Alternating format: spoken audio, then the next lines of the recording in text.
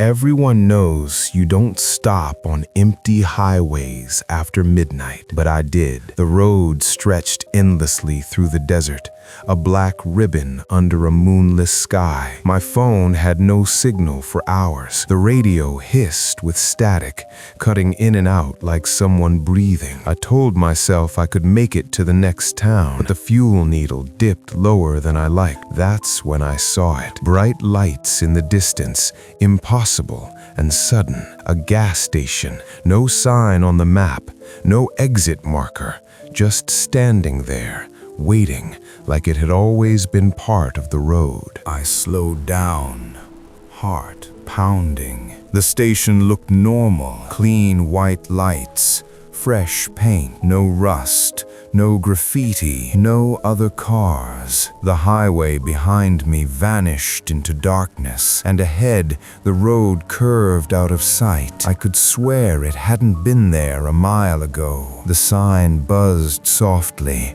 flickering between prices that didn't make sense. Gas was cheap. As I pulled in, I noticed something strange. No insects around the lights, no wind, no sound except my engine cooling. The door chimed when I stepped inside. 3 attendants stood behind the counter, smiling, all of them. Same posture, same expression. Their eyes were wide and glassy, locked on me. None of them blinked. Not once. I cleared my throat and asked if they were open. One nodded slowly. "We're always open," he said.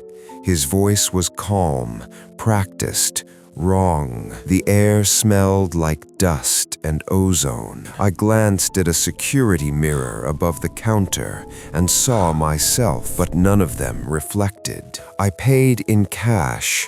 The bills felt heavier than usual in my hand. As the attendant counted, I realized something else. There was no sound, no refrigerator hum, no buzzing lights. Even the door chime hadn't echoed. Silence pressed against my ears until they rang. I asked where the restroom was. The man pointed down a hallway that seemed longer than the building should allow. "Don't wander," he said gently. I laughed nervously, but no one else reacted.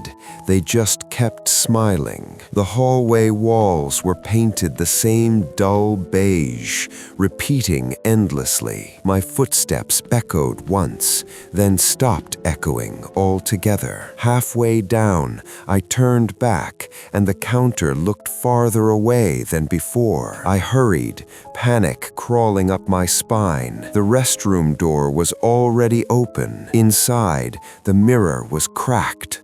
My reflection lagged behind my movements by a split second. When I blinked, it didn't. I backed out slowly, heart racing, and ran toward the front of the store. The attendants were closer to the counter now, too close. One leaned forward slightly. "You should leave now," he said. His smile never changed. I nodded, muttered thanks, and pushed the door open. Outside, the station lights seemed brighter, harsher. The pumps were on, hoses gently swaying though there was no wind. As I filled my tank, I noticed something carved into the concrete near my feet. "Don't look back." I didn't want to, but the urge was unbearable. I looked back. One of the attendants stood outside with me now, inches away. I hadn't heard the door open. For the first time, he blinked. When his eyes opened again, they were wrong. Too dark, too deep, like tunnels. Drive straight, no matter what you see.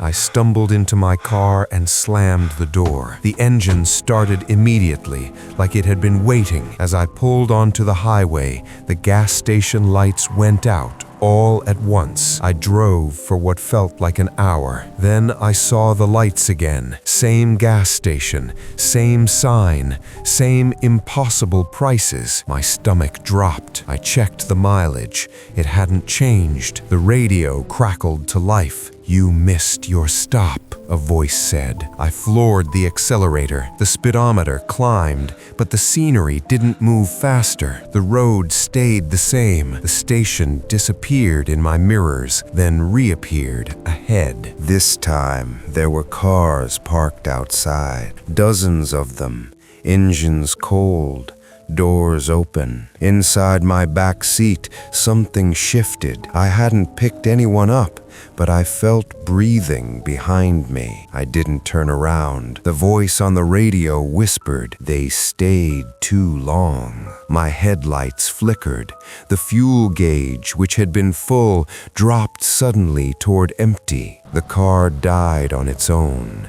Silence returned. The gas station was right beside me now, closer than before. The attendants stood outside, joined by others, men, women, families, all smiling, all unblinking. Their skin looked stretched, like masks worn too tightly. "You can rest here," they said together. I backed away, shaking. One of them reached out and touched my car. Frost spread instantly across the metal. "Everyone stops eventually," they whispered. I ran.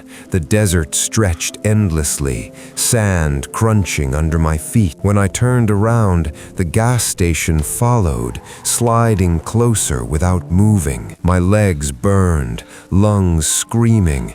I tripped and fell, scraping my hands on asphalt that appeared beneath me out of nowhere. A hand grabbed my ankle, cold, strong. "Almost," a voice sighed.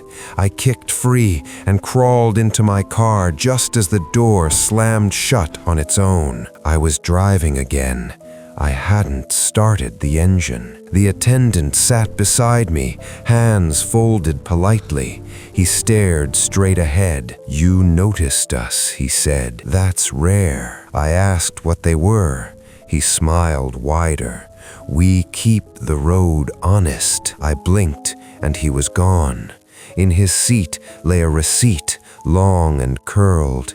It listed my name, my car, and a timestamp from 10 years in the future. An exit sign appeared suddenly. Last chance. I didn't remember passing any others. I took it without thinking. The road narrowed, trees closing in, branches scraping my windows. The gas station lights flickered behind me, dimming. The air grew warmer. My phone buzzed. One notification, no signal. A photo. It showed my car, parked at the gas station, doors open. The caption read, "Still here." Sunlight, real sunlight. I slammed on the brakes and stopped on a normal road. Birds chirped.